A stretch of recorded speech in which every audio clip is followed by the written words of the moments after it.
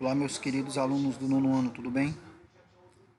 Fiz essa pequena videoaula falando um pouco sobre a integração da Europa, que é o segundo tópico do nosso capítulo 3 do livro, O Continente Europeu.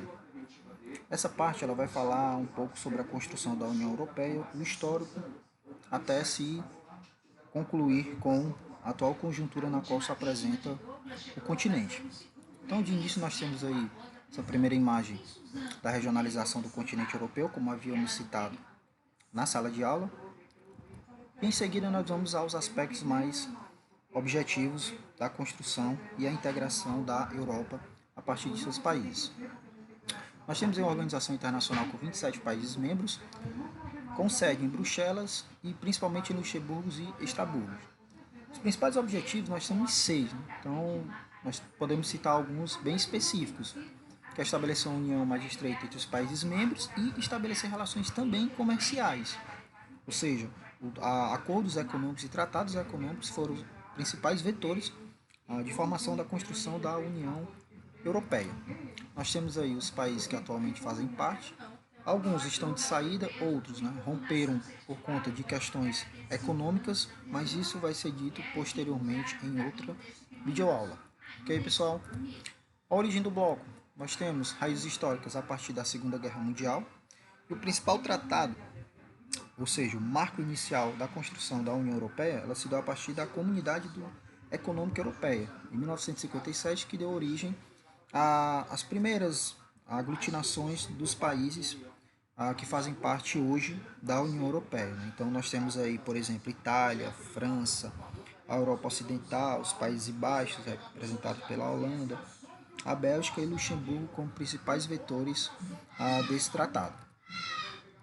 Outros tratados, como a que terminou em julho de 2002 e entrou em vigor foi assinado, e entrou em vigor em 1952, que envolvia o país como Bélgica, França, Alemanha e Itália, instituiu a Comunidade Europeia do Carvão e do Aço, ou seja, muito importante principalmente para o vetor de desenvolvimento industrial, sobretudo da Alemanha e da Itália naquela época, ou seja, um marco inicial a partir da Segunda Guerra Mundial.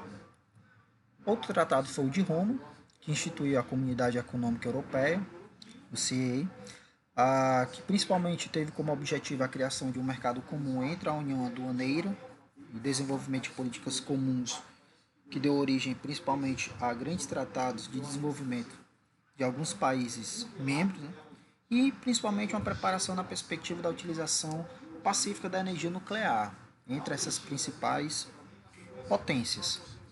O Tratado de Maastricht, que foi assinado em 7 de fevereiro de 1992 e entrou em vigor em 1993, que sim criou a União Europeia, que propõe-se reforçar o quê? Uma legitimidade democrática entre os países membros. Então, posteriormente, nós temos o Tratado de Amsterdã, que entrou em vigor em maio de 1998 e veio o quê? Veio introduzir umas novas garantias de proteção e direitos fundamentais para os países membros e a sociedade na qual pertenciam aqueles determinados países, aumentando principalmente o poder de parlamento europeu, ou seja, o poder de decisão também entre os países. Os fundadores em 1957, na Europa dos seis, França, Itália, Bélgica, Luxemburgo, Holanda e a Alemanha Ocidental capitalista, então nós temos aí na imagem, que vocês podem observar também na página 79, essa imagem, ela está lá, principalmente com a descrição mais detalhada de como se caracterizou aí os principais fundadores que deu início à Comunidade Econômica Europeia em 1957. Isso aí veio substituir o Tratado de Roma, diga-se de passagem. E aí as primeiras expansões, o primeiro alargamento chamado foi em 1973. Isso aí foi chamado de Europa dos Nove, mais Irlanda, Dinamarca e Reino Unido. O segundo alargamento, em 1981, foi a Europa dos 10. Isso aqui não traz muito detalhadamente no livro, eu trouxe mais para a gente identificar algumas características específicas de expansão dessa união entre os países europeus. O terceiro seria o alargamento de 1986, chamado Europa dos 12, com a introdução de Portugal e Espanha. A reunificação da Alemanha também foi um marco muito importante, né, porque entrou aí numa nova fase ah, do sistema de globalização e também a derrubada do Muro de Berlim com o fim da Guerra Fria. Isso aí foi um dos principais vetores, né? Então, nós temos aí o fim da ex-União Soviética e aí entrando de vez na União Europeia, né? A Alemanha se reunificando. O quarto alargamento, 1995, chamado Europa dos 15, né? Então você pode ver aí que eu já tenho uma expansão bem específica. Nós temos esse mapa, pessoal, na página 80, mais detalhado aí principalmente nessas questões de ampliação destes países, né?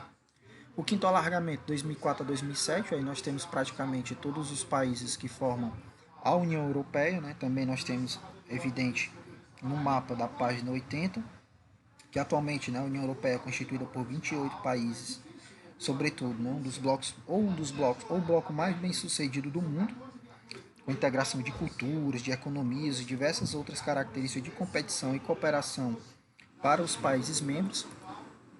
E aí o mapa da evolução dos países até 2007, ok? Então na próxima aula nós vamos dar continuidade a essas questões de expansão da União Europeia, falando dos desafios dos países que até então eram membros e deixaram o bloco, né, por questões econômicas e questões mesmo políticas. E também nós vamos mostrar alguns mapas sobre algumas características específicas desse bloco, ok? Então, obrigado, galerinha. Até a nossa próxima aula. Valeu!